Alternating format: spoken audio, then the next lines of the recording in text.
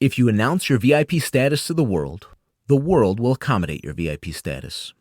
By Alan Stevo.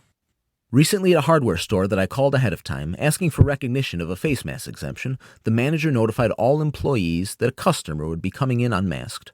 I did so, true to my word. When an employee then got after me about the face masks, he was quickly reprimanded by that same manager, and not once but twice sought me out, offered sincere and lengthy apologies for giving me a hard time. As part of my political consulting work, I have advanced presidential candidates, senators, and congressmen. I go ahead of them and make sure all appropriate accommodations are in place and that they receive frictionless white glove treatment in all of the usual spots where regular people encounter friction. It has always amazed me how willing people are to make accommodation when simply asked. Just asking really goes a long way. My suggestion to you is to do what a VIP would do and just let others know what you want. You don't need to be a VIP in order to tell other people what you want. You just need to be someone dedicated to communicating honestly to another. You can also do what handicapped people have long done, stating what you want to a person in a position to provide you with what you want. That responsibility has been drilled into the minds of handicapped people. If they do not ask for accommodation, there is no possible way that a person who does not live their life would ever know what kind of accommodation they would need. To pretend that another person can read your mind is utter nonsense, and handicapped people for time immemorial have had this burden of honest communication to bear. It is enshrined into law as well that it is appropriate to make certain accommodations for the handicapped. It is debatable how much federal laws such as the Americans with Disabilities Act serves the interest of individuals with disabilities, but something it is likely to achieve is to force the topic of individual accommodations into the training of virtually every customer-facing employee in the United States at any company of a certain size. Just like you don't have to be a VIP in order to tell others what you want, you also don't have to be a handicapped person in order to tell others what you want. Quite to the contrary, anyone can communicate the level of directness and honesty that VIPs and the handicapped have both been expected to demonstrate if they were to have their needs and wants met. That is what honest people have long done. People committed to being honest to themselves and honest to others as well, simply telling others what they want. The Bible speaks to this courage to utilize the honesty and the rich rewards that such courage and honesty provide. In Matthew 7:7, we find the well-known observation about how life works. Ask, and it shall be given you.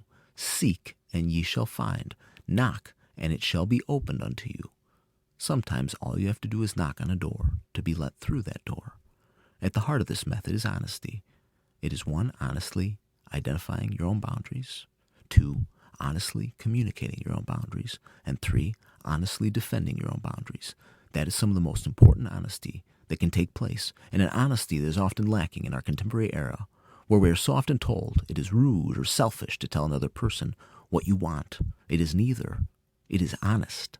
Correspondingly, it is neither rude nor selfish for another person to tell you no. In response to your request, they have the right to tell you that they don't want to comply with your request. Rather than honesty, what daily life is often full of is passive aggression. Passive-aggressive is a word thrown around in popular culture to the point where its meaning is approximately that which I do not like. Its meaning is far more nuanced and sinister, for it is the embodiment and action of deceitful thoughts. Claudia Zayfert and Jason DeViva describe passive aggression in a way that so clearly demonstrates the fundamental deceit underlying it. Passive-aggressive behavior is acting aggressively toward a person in a way that makes it hard for them to see our intentions or blame us for the outcome. Someone who is being passive-aggressive may tell a friend she will do something, never really intending to follow through, and then not do it, coming up with an excuse that leaves her blameless. Passive-aggressive people may think, I really want to tell you this, but that would be difficult or uncomfortable, so I'll tell you something else, but then do what I wanted to do in the first place. The attraction of passive-aggressive behavior is that it allows us to meet our needs and ignore the other person's needs without his knowing. The major drawback is that people often figure out that there is something false about either what the passive-aggressive person is saying or what he's doing.